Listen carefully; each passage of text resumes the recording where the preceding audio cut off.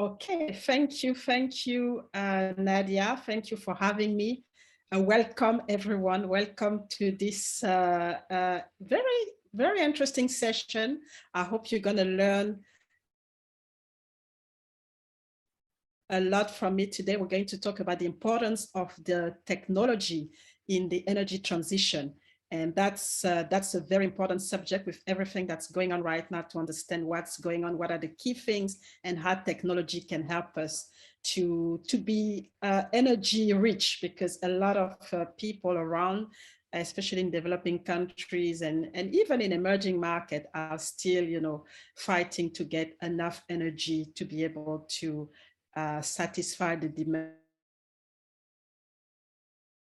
in their country.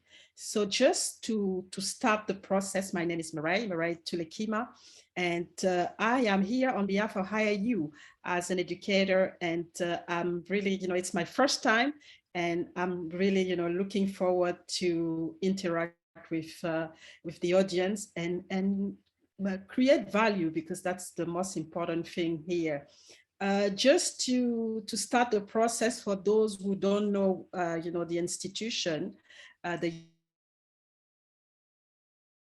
university, just want to tell you that IIU stands for International Internship University, and it is a leading virtual educational system. And so it's a global brand, because what we've seen is that they're now spreading their wings they've spread their wing in 195 countries and 6 continents, and it's going really strong, and it's been under the leadership of Mr. Pechivspenditsir, and he's a very committed social activist, and is passionate about education and really making sure that nobody stay behind as far as education is concerned. So let me just share some slides for this session. I have some slides, and I hope that you're gonna be able to see the slides. So let me go here. Okay, so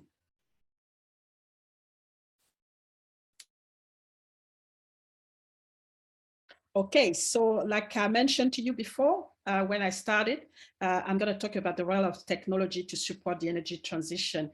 And the way I want to do it is to start with, setting the scene where we are in terms of where the world is, in general, what's happening, but also what is the role that energy is having in our daily life, and how technology can actually help us as we transition from the energy system that we have, which is more dependent on oil, natural gas, and coal, to more clean energy as we fight the climate change, and really making sure that we reduce the greenhouse emission. So just to talk about myself, I'm Mireille Tulekima. I am a STEM and energy expert, but as you can see, I've been around for quite some time. I've been working in the energy sector for more than 25 years now. So I think I'm a veteran. I'm the CEO of MT Energy Resources, and also funded a social enterprise called STEM Queens, which is, and this social enterprise is actually championing women, because our objective is to empower close to 1 million women in STEM by 2025. So, and I've gained my experience working across continents. I have an international experience. I'm originally from Gabon. I live in Australia, but I've worked in 4 continents. I've worked in Africa, worked in Europe, worked in Asia Pacific, and now based in Australia here. And I still consult worldwide, and I like, this type of session where I can share my knowledge, and where I can interact with people and really create value. Especially, I'm also an avid advocate for education. Education has given me so much, coming from a very humble beginning to now being able to influence people globally. So education is very important. And I want every single person to be able to have this experience where they are empowered by education. So just to set the scene, and I'm going to explain myself here. We live in a world where things are really changing a lot, and people actually call this word that we are in VUCA. VUCA standing for complexity, volatility, and also uncertainty. So there's complexity, volatility, ambiguity, and uncertainty. So that's VUCA. And the volatility, we've seen it with everything that is happening. There've been COVID, there've been now what's going on in Europe with Ukraine. So things are just changing from one part to another, and we don't really know how. We can't plan, basically. And with that, there's uncertainty coming. You can't predict anything. It's very difficult as leaders to use what we are used to and what we've learned in the past to predict the future of the outcome, because we were not prepared, and it's difficult to forecast anything. And there's the complexity as well. We have different things to attend to. It's very difficult to handle all those things. It's and very difficult to actually understand the cause and effect of all those things. So it is creating a lot of complexity. And especially as far as education is concerned, things are not linear anymore. So it's complex. Is what type of education can we have? And in the energy sector is the same. We don't know what to do. It's difficult to plan, and it's very complex to come up with solution. And it's ambiguous, obviously, because we lack clarity in what we do in this chaotic type of environment. So this is the environment that we are in right now. And I think you will recognize all of this in your own environment, wherever you are. And on top of that, we are in the middle of a fourth industrial revolution. And just for those who are not aware, yes, we are already in this middle, in this fourth industrial revolution, and we call it Industry 4.0. So just to give you a little bit of background on the different industrial revolution that we've gone through. We've gone through number one, which was more a mechanical one. And we've gone to number two, that was more the electrical. And then number three was when we got the internet and all the automation coming in.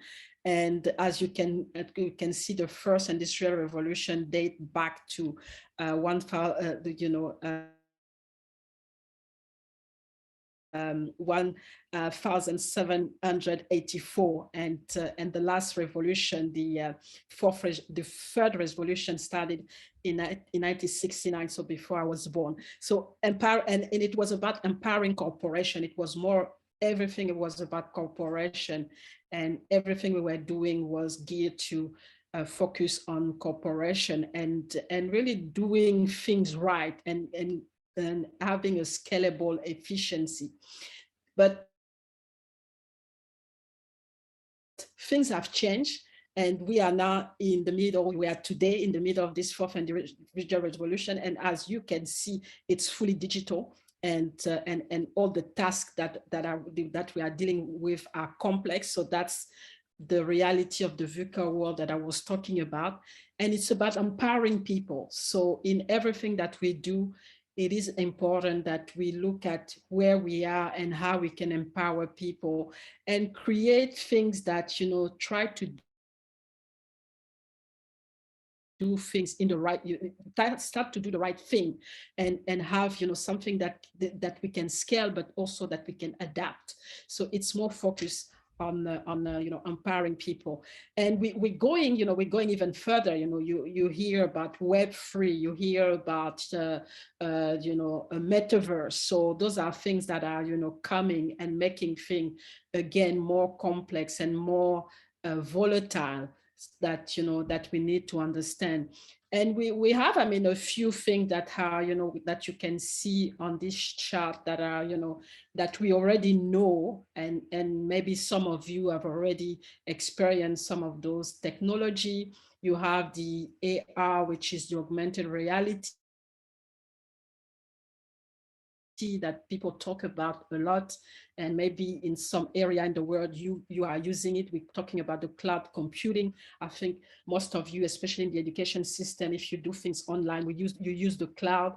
The mobile device, we've been using it. I think everybody now has a mobile device, even in remote areas, in developing countries. We have IoT, Internet of Things, and also, all kind of technology, 3D printing, smart sensor, that we have in cars and in all kind of, product, especially in the energy sector as well. We use it a lot. And big data analytics. So a lot, a lot's going on there. And more and more. So we have the STEAM engineering, which is something that we see also in the engineering sector. So as you can see, very complex. The digital part is bringing more complexity into this. And we know that, the importance of technology in our life has grown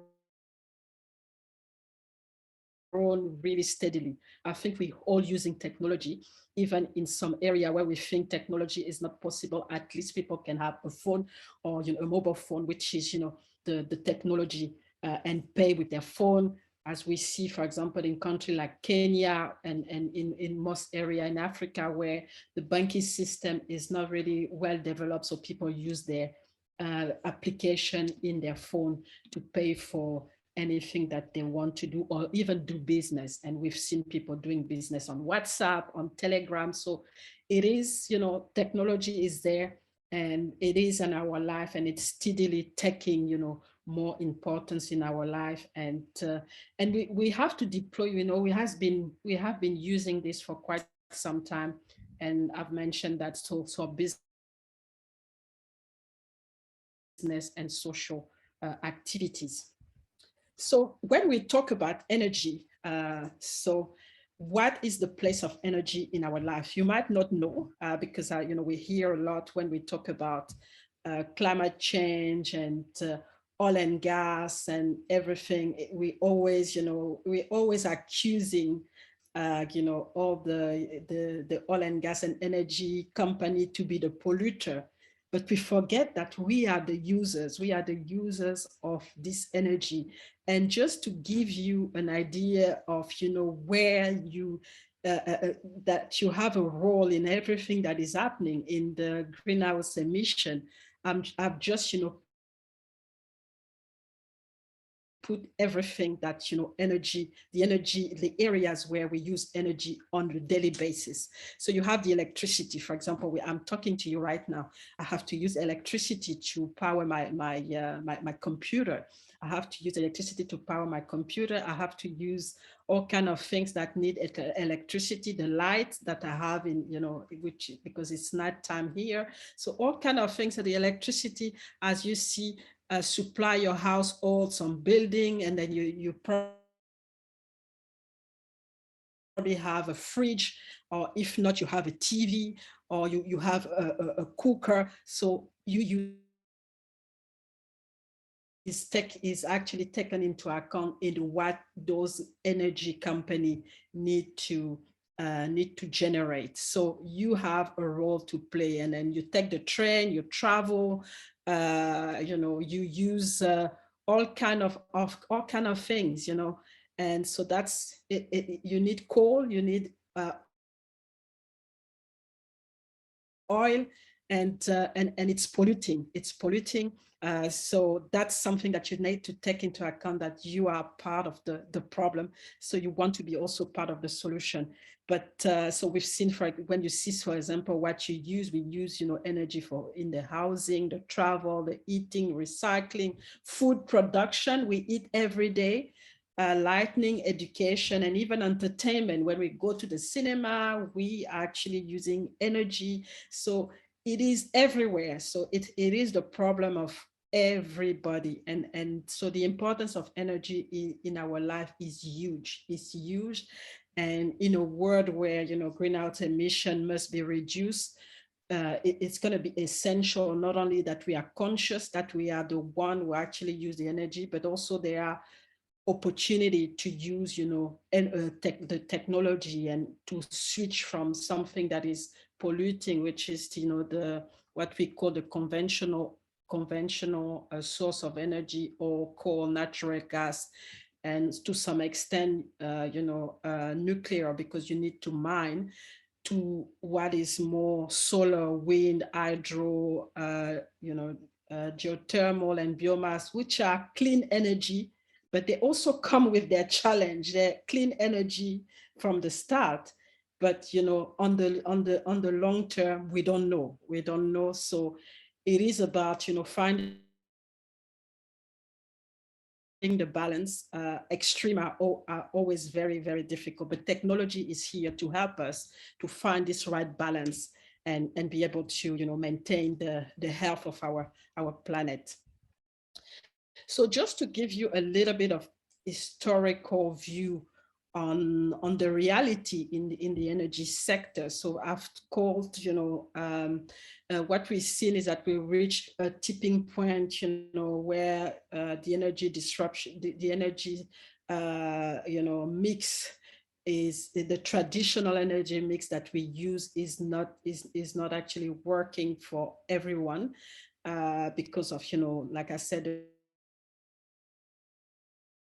the greenhouse emission and the pollution. So we need to find, we need to transition to something that is more sustainable, as far as, the greenhouse emission is concerned. So when we look at, when we go back to the 90s, so everything was, it was more on coal, and we were using more coal to generate the energy. And then in early 2000, we started to pick to use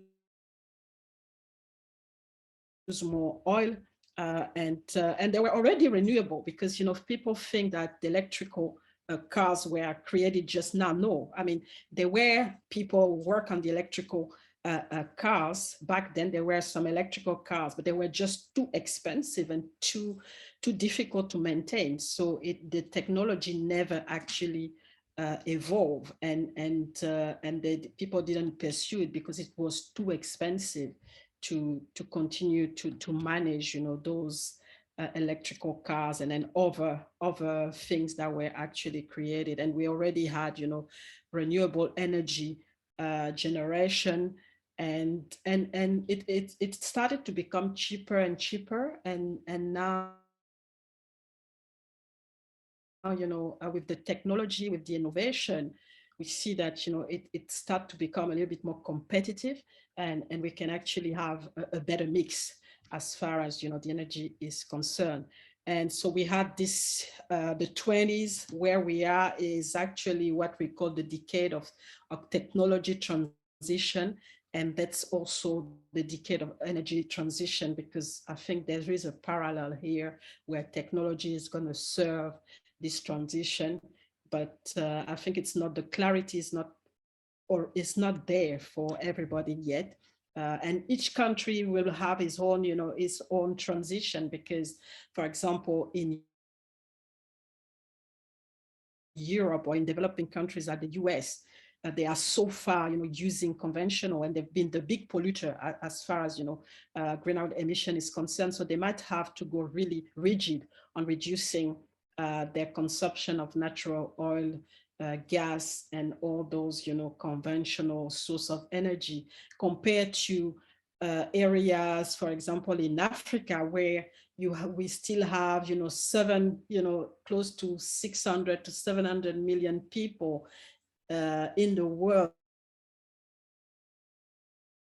that compared to developing country, where we still have, about 600 to 700 million people still don't have access to electricity, and not polluting at all, because they don't have the infrastructure that actually polluting. So this energy mix is, this energy transition is going to be different all of, for everybody. So you have this decade. So we have, we had the COVID-19. Obviously, you've seen that with the COVID-19, things, have started to, to really go down because people were not using energy that much. We were not traveling. We were not, no train, no transport, no everything. So we've seen some impact on that. And now, things are coming back to normal, and we see that the peak again on things.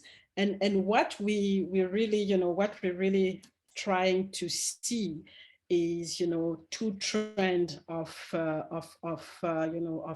activists, or I don't know, champion, the one that really want to bring everything and have only renewable, as source of energy, and the other one who has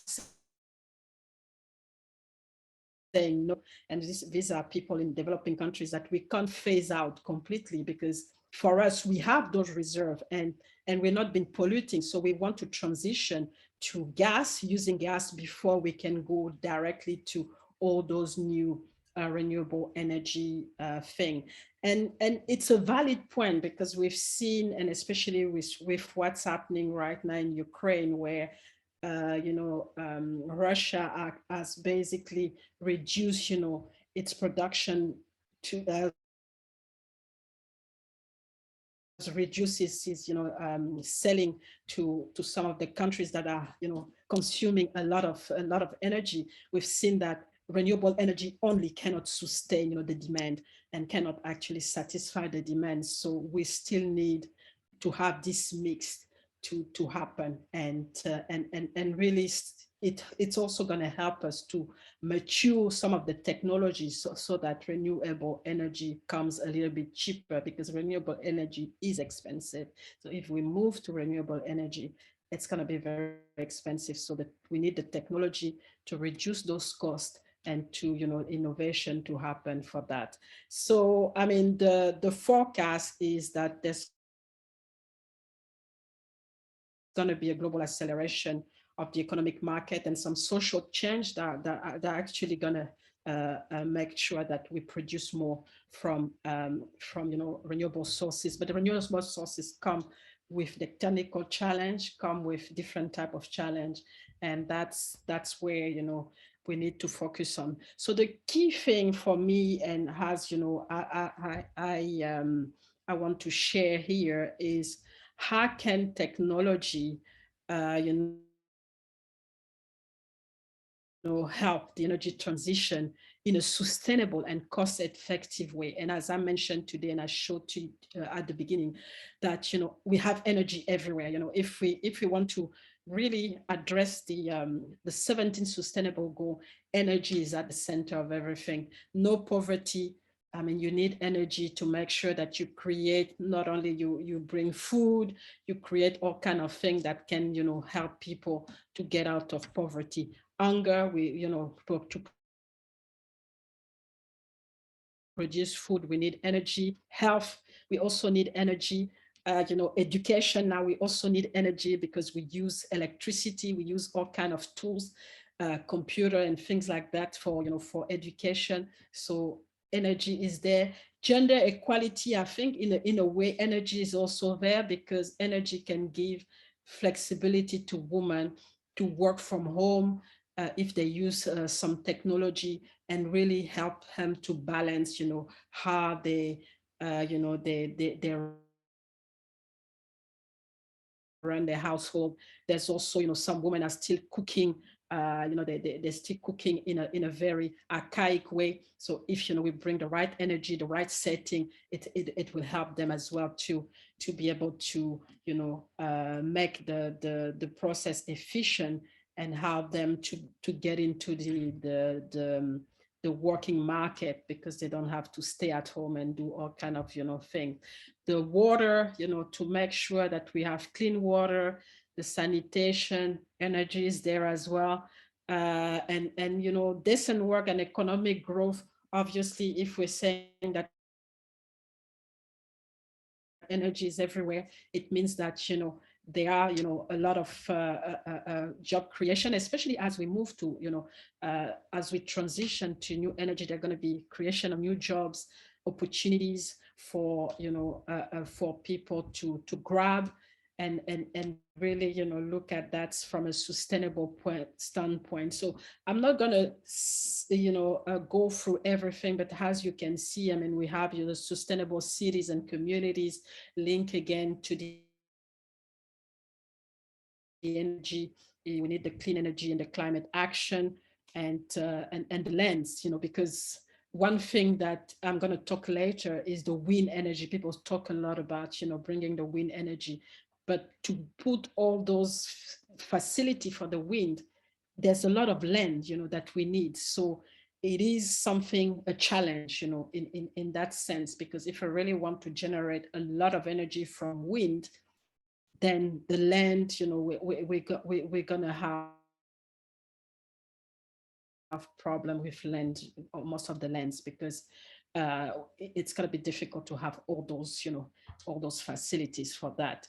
So that's really, the link, and have, we see the link to energy in everything that we want to do as far as sustainable development is concerned, but also, looking at how we can have technology to to to to connect the dot, right? Is, connect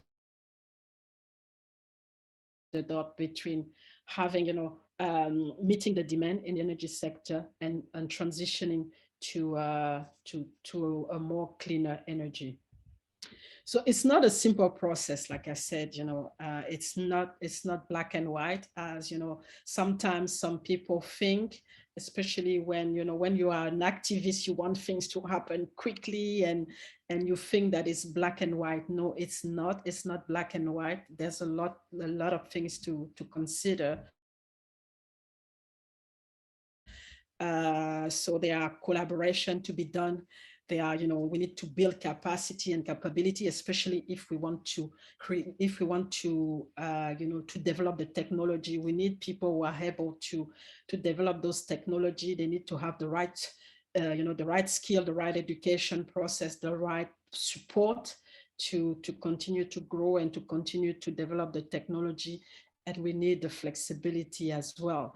And it's gonna be in a lot of area. For example, for when we talk about skills, the CO2 emission, what do we do with that? How do we create carbon capture, processes and technology that are going to be efficient to capture the carbon that we emit, in the atmosphere, as we go and fight the climate change, jobs and the economic impact. So they're obviously going to have jobs that are going to be that are going to disappear. So what do we do with, the people that were doing those jobs? And then we need to train new people to be able to be part of this transition and understand the technology that is being used in that regard. There's the quality of, the air and the health, as we move to different technology. What is the impact for the environment still, and how do we minimize this impact? There's a lot of things. There's the efficiency of the new energy, and I'm going to talk about it, because we everybody's like, yes, let's go solar, let's go wind. Like, how efficient are those things? Are they sustainable right now? So technology again will tell us, if it's not efficient, how do we make them efficient? What are the technology, what are the innovations that we need to put in place? And technology will help us in here. And so getting smart, smart equipment, smart infrastructure, smart, everything's flexibility. We see what's going on in the UAE, where they have, started this process of building those smart infrastructure, and really pushing. But it's not going to happen it's not going to happen just like that. You need to have a proper process, a proper planning, a proper development, human resources development, and a proper process in place, and to develop the technology that are going to not only create, build those infrastructure, but maintain, because the maintenance is really the part that sometimes we forget about. So what are the technology that are going to be able to maintain those infrastructure, or whatever it's being brought, and how do we do that? So that's a key area where we need to put our focus, where we need to really look at how we go about it, before we just jump and say, okay, oil and gas, coal, we don't want you. Now we're jumping into those new energy, and this is the way we're going to do our transition. We need to be careful on that, and look at how we bring in the right technology, and that is going to help us to have an optimal transition, and a sustainable one, because sustainability is really the key here. I mean, we can set up anything, and that's just like is in life. You can start anything, if you are an entrepreneur, you can start, you can have, start a company, but how do you make it sustainable? It's the same here. You can bring a new energy, but how do you make it sustainable and create value still? So just to look at some of the technology that have been floating around to help, in this transition, we have, what we call the sensor-based technology, which is, to generate, vast set of data that are going processed, because as you can imagine, there is a lot of things going on. So making sure that things do not require human to be in place, and have, lots of people around. It's important. So this type of technology is very good to collect data in real time, and really, transfer directly to the cloud, and help, the analysis of those data quickly, instead of having people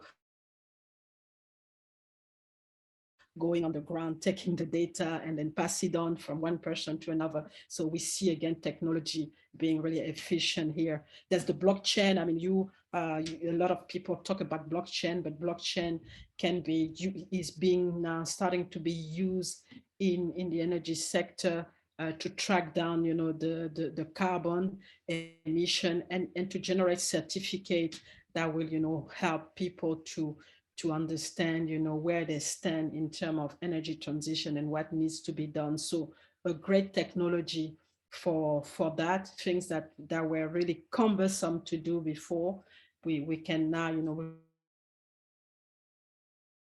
use the blockchain, and then track all of that. There is the AR, we've talked about AR, the VR as well, and it allows us, to visually represent, the vast data set, because one of the things that is a challenge, because I'm a petroleum engineer, so I've worked more into exploration and production. One of the key things that we have in that sector, we don't see things, because things happen in deep, in the ground, but we're not there to see, what's going on, what's happening. So we rely on data that we measure, and those data, we interpret those data. And this interpretation is what we use to make economic decision, and to build infrastructure, but also to develop, a market for anything that we've done. So it's very important for us to have, this technology who can actually help us to have something that is very close to the reality that is happening down there, instead of just, relying on obviously our knowledge and our skills, but we are human being, and we can get it wrong, and then it takes time as well as human being to be able to analyze all of this and put things together, and talk to different people and come up with an interpretation and a forecast. So it is helping a lot in that regard. We have the AI technology, which is very good to interrogate the data, all the data set that we have, and to simulate, because one of the work that I've been doing as well as a petroleum engineer is put everything, all the data, integrate all the data, and create a simulator to simulate what's going on in the ground. And sometimes, yeah, sometimes you're off. So it's really plus or minus. There's always an error, and sometimes you get it really wrong, because the integration that you do is actually not the reality. So that's an important set of things to do, to interrogate the data, simulate, and what's AI and everything is helping us to do is to have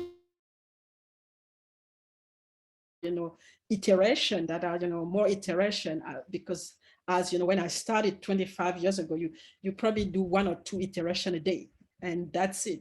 So it takes you maybe 3, 4, 5, 6 months to really come up with something, and that something can be actually very wrong. So that's really good. So a lot of some set of technology that are actually facilitating the process and helping us. And again, the flexibility that this technology is giving us. For example, when I started in the oil and gas industry, um, drilling wells, I was not a driller, but because I needed the data and really make sure that the data is accurate, and it's really the data that I want, I had to go on the field and really be there physically, check everything. But now with all those tools, you just put the tools in the drilling hole, get the data, and you can wait for it in the office, in a data room, get it instantaneously, and then have it integrated into your model, and then you can start your simulation after a few minutes. So it is an important thing to process, to have those tools, this technology, to be able to make the transition and make the acquisition of data, because data is now, I think data is not the money for everyone, very efficient, and help as we develop the right technology to manage, this energy transition that we've started. So I kept, I think this was that's a slide that I like, because it gives you a picture, and that's the global access to electricity. It gives you the picture and make you understand why the energy transition will not be the same for everyone. So as you see, the lighter yellow is all those countries where they have more than um, 90% access to electricity, the people that are really using a lot of energy. And you have, the darker it goes, those are the countries that actually don't have access to, a very low percentage access of electricity.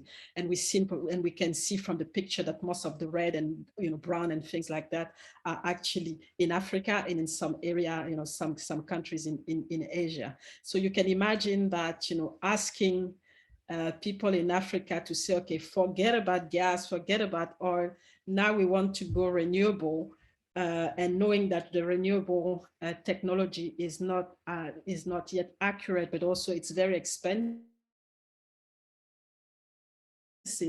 and tell them, just like your counterpart in a developed country, we want you to stop using gas, we want you to stop. It's not going to happen, because they need it because they don't have access already, and they have the reserve, they have everything ready to produce and get this electricity going. But I think the most important is the capital to be able to develop the infrastructure and finally create a market for them to be able to to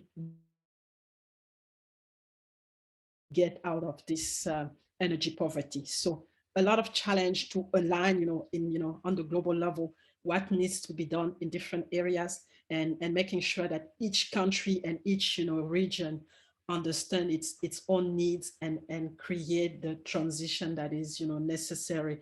And it's going to go, and it's going to be, and technology is, at the core of all of this. And what I forgot as well in, in this transition, because what we've seen, especially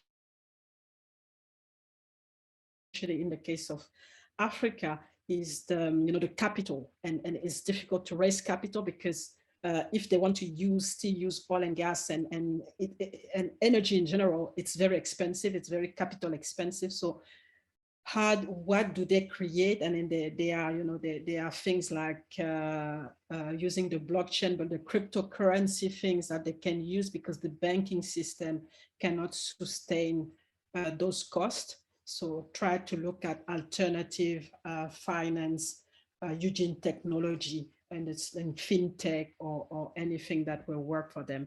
So a lot of challenges still, not only to align globally, but also to make sure that we have the technology, the right technology, and make it, available to the people that need it at a cost-effective way. So that's the picture. And one of the key challenge, and you probably don't see here, is that, what we see in the, the renewable sources, like things like solar or wind turbine, they're not actually accessible. They are inaccessible in many parts of the world. So that's not something that, you can just bring. And, in some country, yes, but in some other country, it is difficult to access. You have also the manufacturing process, which is mostly, which is a concern for the environment. I mentioned, the wind, and also the batteries. The batteries, you still need to mine to get the lithium, and that's in a way the environment is affected. And after those batteries have been used, what do you do with them? How do you dispose them? How do you recycle them? So there's a lot of questions. Yes, you have the clean energy when you start, but at the end, what do you do? How do you manage this process, and not creating pollution after that? And the raw material extraction, we know the mining is, it's not always efficient for that, as far as our environmental is concerned. So that's another big question mark that we need to put here. So just to put a little bit, be specific on the challenge, and as I've put that, yes, the different energy transition, we can't achieve it with any innovation and having technology that are available and cheap, to generate cheap energy. So technology will be key for to create this transition to clean energy. And we've seen limitation, and I've mentioned them here. So we have limitation of chemistry and physics today, that dictate that we still have to rely on fossil fuel, even as we want to decarbonize. For example, for AV, for the solar, and in the manufacturing process, we need we need the fuel. So, and the turbine as well, for the wind turbine, we still need the fuel. So there is still an aspect where we still need to use fossil fuel. It's not just, you don't just put it there and then it works. No, you still need that. People talk a lot about using hydrogen and things like that, but hydrogen, to get hydrogen, it comes from fuel, and it's and the key, the dangerous thing with hydrogen is flammable, highly flammable. So how you need the good technology that can actually reduce the flammability, and also what we see is that it's high density and very low it's a high density and low density, the gas is just, so you need the gas and get the hydrogen and then use it. And then the transportation part it's a challenge because it's highly flammable. I was reading yesterday here in Australia, somebody working on having hydrogen to power, to power planes. I'm like, I'm not ready to get into that plane. Sorry. If something, if something happened, the gas is not stable, it's going to explode. And we know that hydrogen is used for atomic bombs and all of this. So they really need to come with the right technology to really use hydrogen. Yes, it's clean, but it's dangerous. So those are the kind of things that we need to look at, how can we develop the right technology? There's also the solar, what we've seen so far. And in Germany, they've gone, really renewable. I think they got rid of all their central nuclear, they got rid of everything. And they're now, I think, 80% renewable. What we've seen is that it's not sustainable. Solar and wind, you can't actually, the transmission is not efficient because you can't have it in a sustainable manner. It's intermittent sometimes. And if you are, during winter and these things stop, then you are in trouble. So these are things that, technology, we need to develop the technology to make it more efficient, make the operation more efficient, and help, to get a higher higher transmission and also stability, but it will come at high cost. So what's going to be the thing that is going to pass on for the time being? It is at a high cost. So we need a technology that will help, to create the right tools, the right process, the right technology to reduce this cost and make the energy generated, at a better price. And I talked about the wind energy with the land. You need, especially if you want to create, energy from wind at a very high, high volume, you will need a lot of land. So that's another thing to look at. What are the technology that we can use to make this a little bit more efficient for, and more, and more usable and sustainable. So those are, the key, I mean, I've just put here for the sake of time and also not to confuse too many people to just, make you understand what are the challenges. Yes, it's clean energy, but at what cost? And is it sustainable? And what do we do with, when those infrastructure are now are not, we can't use them anymore? How do we recycle? How do we dispose? What are the risks? And so that, you understand the full supply chain and not just, just say, okay, no, we're just gonna shelve all gas and everything. And then by the time you realize, after, using renewable energy for 10 years, you don't have energy anymore. So make sure that you get, the right technology and the right process, understand the full supply chain to know exactly what are the technology needed and where to put the emphasis and what mix to have, because as I just mentioned now, we still need gas for some of those, what we call, clean energy, for them to be able to be efficient.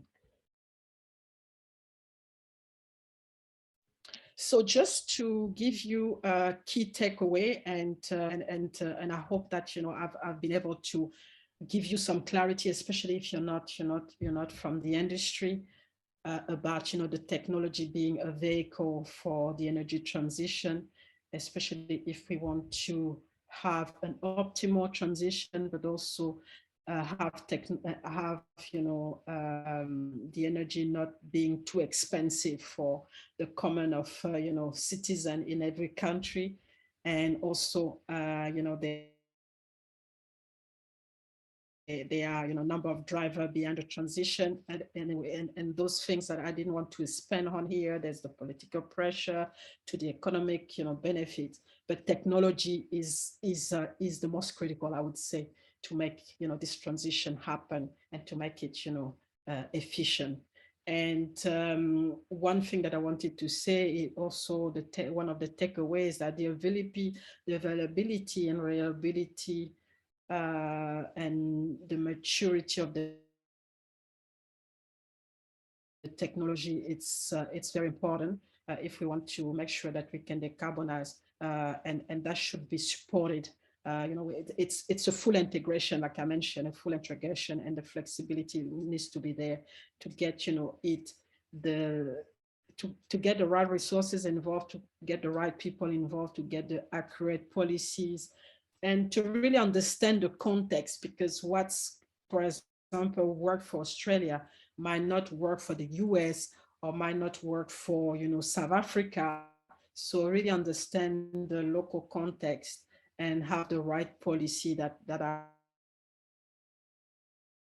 going to drive this transition, and have the right people and the right push, especially at the government level, to prioritize, the development of those technology that are going to help, the transition. And also, it's still expensive, to just, produce clean energy. There are a lot of, hidden costs that sometimes we don't see when we only focus on, no, we want clean energy, that's all. There are hidden costs, and those hidden costs can be a lot, and pass on to the consumer. So that's where, again, if we can have technology to slim down the process and help to get, a cost-effective transition, that will help, people to not scream, because I think in Germany right now, people, energy is just too expensive, because they've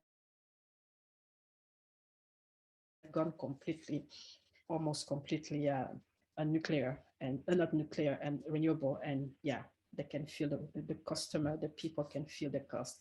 So I think that's all I had. So thank you for being here, and for the, for listening to what I had to say today about, the importance of technology in the energy transition.